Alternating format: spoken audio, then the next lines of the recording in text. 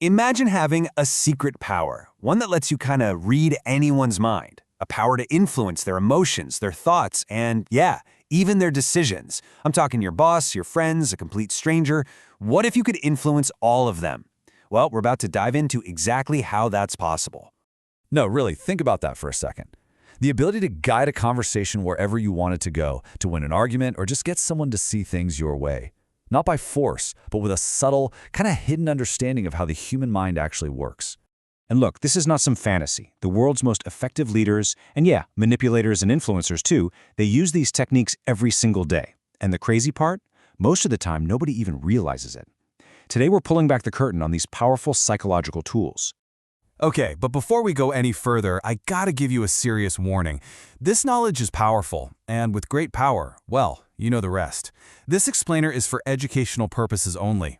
The goal here is for you to understand and defend yourself, not to go out and manipulate people seriously.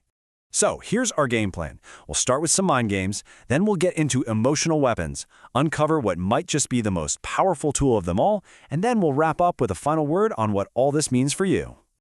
All right, first up, let's explore the cognitive tricks, the ones that play on how our brains are literally wired to think and react.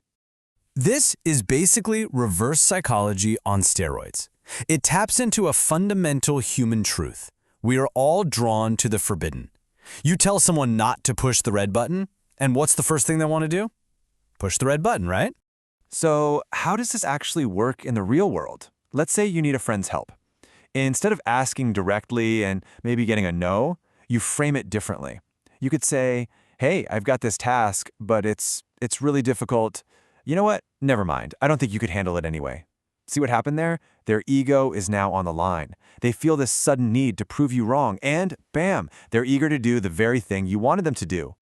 Okay, on to our second mind game. People love to think they make their own decisions, but the reality is, they choose from the options you give them. The real power isn't in forcing someone to do something, it's in designing the choices they get to make. This quote just says it all, doesn't it?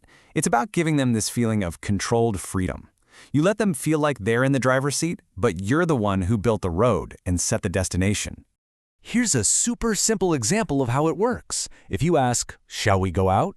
that opens the door to a simple, "Nah." But what if you ask, "Pizza Hut or Domino's?" See? The game just changed completely.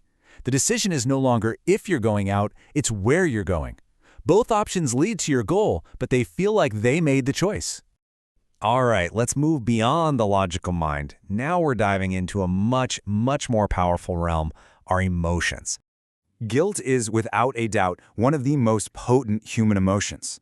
People will fight back if you try to force them to do something, but when they feel guilty, they often comply all on their own. It's an internal pressure, and it is way more effective than any external force you could apply. The subtlety here is everything. Imagine a friend keeps canceling on you.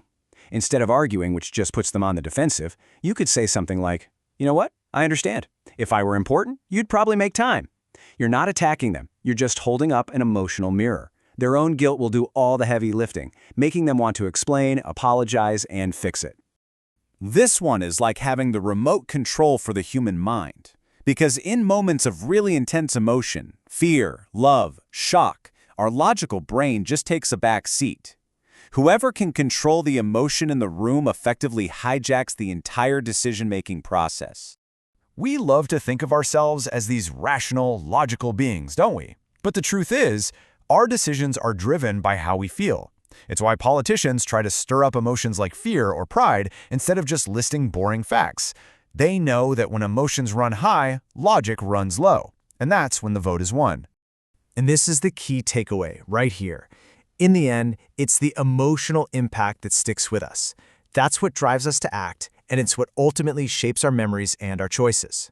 And now for our final technique. It's the simplest one. It's the most overlooked, and honestly, it might just be the most powerful of them all.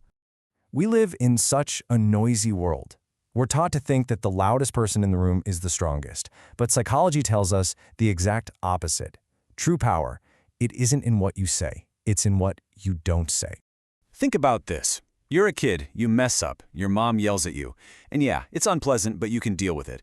But then you have to face your dad, and he says nothing. He just looks at you.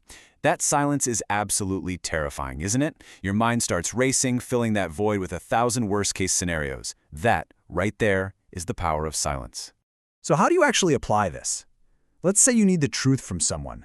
Don't demand it. Instead, you make a simple, calm statement like, "I know everything." And then, you just go completely quiet. The longer you stay silent, the more their own guilt and anxiety just builds and builds until they feel this overwhelming need to fill that silence. And they'll usually fill it with the exact truth you were looking for. So, we've walked through some of the most potent tools of psychological influence out there. Let's just do a quick recap of everything we've covered. We looked at the revenge trap, where you forbid what you actually want. Then there was master of choice, where you frame the options. We talked about the guilty trap, to let their own emotions do the persuading. The emotional hijack, for bypassing logic entirely. And finally, the incredible power of silence.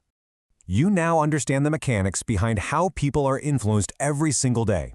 So the real question isn't whether these tools work. We know they do. The real question is, how are you going to use this knowledge? Will you use it to protect yourself and communicate better? Or for something else? The choice, as always, is yours.